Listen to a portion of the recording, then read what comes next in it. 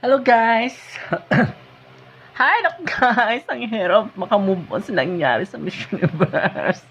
Hindi man lang nakapasok ang ating pumbato ng top 5 dahil sa mga kagagawa ng mga yan.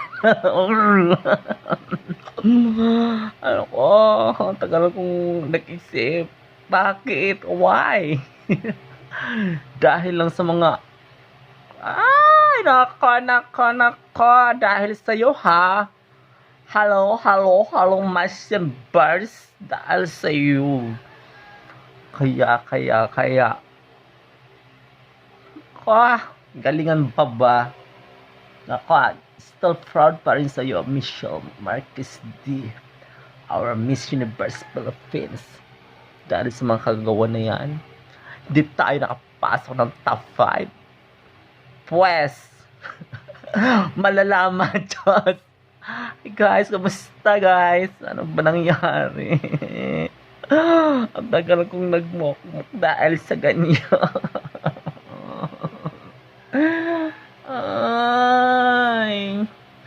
Ay, nako. Galingan talaga, no?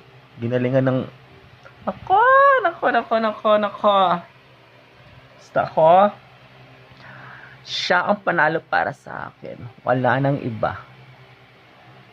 At siya ang nararapat talaga. Pero, nangyari.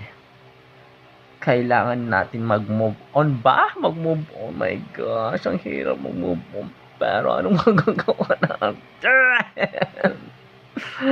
Ay, nako. So sad that time. Very sad guys. Nangyari sa kanya. Pero anong nangyari?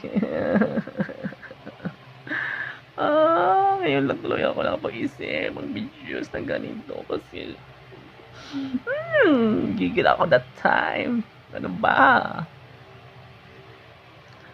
Pero okay lang yan. Brabon pa rin tayo guys. Dahil sa kagawa niya halang universe na yan, nangyari ang di dapat nangyari.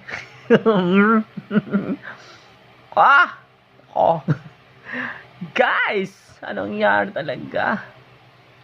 Ginalingan talaga, no? Ginalingan.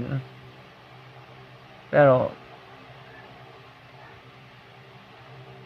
darating din ang para sa atin guys. Kaya dapat lang mandasil na sa atin. Just.